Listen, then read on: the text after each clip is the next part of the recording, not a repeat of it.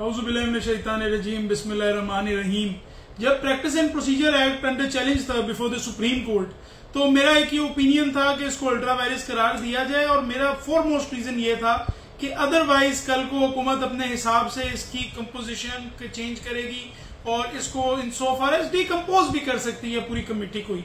तो मेरे ख्याल में तो ये एक बहुत ही वैलिड रीजन था। और आज देखिए कि मैंने इसके ऊपर एक कॉलम भी लिखा और आज वो बात सच साबित हुई कि जब जो सीनियर मोस्ट जज है आफ्टर द सीनियर प्यूनी, उनको कमेटी से निकाल दिया गया और चूंकि काजी साहब की मर्जी नहीं चल रही थी और अब चीफ जस्टिस के एक जज नुमाइंदा होंगे उस कमेटी में, जो चीफ साहब कहेंगे वो नॉमिनी जज वही करेंगे और 2-1 की जो पावर है वो चीफ जस्टिस काजी फाइज ईसा के पास वापस चलेगी। तो ये जो मुशावरत वाली बातें करते थे और काजी साहब विद ड्यू अपॉलॉजीज जो आप इस्लाम को बीच में लाके कहते थे कि इस्लाम में मुशावरत है, इस वजह से उमर अता बंदियाल को आप क्रिटिसाइज करते थे और आप कहते थे चीफ जस्टिस अकेले फैसले ना ले, तो ये नॉमिनी लाकर आपने अकेले ही फैसले लेने हैं ना।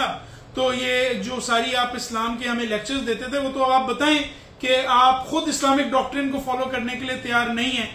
ये मेथड इन मैडनेस है कि फिक्सेशन के लिए चीफ जस्टिस को दे दिया जाए ताकि जब वो ये रिजर्व सीट्स वाला कानून बनाए जिसके तहत स्पीकर इलेक्शन कमिश्नर को लिख रहा है और वो ये सीटें नून लीग को और पीपल्स पार्टी में बंदर बांट कर दें तो उसको चैलेंज ही ना किया जा सके, बिकॉज काजी साहब उसको कोर्ट में ही ना लगने दें।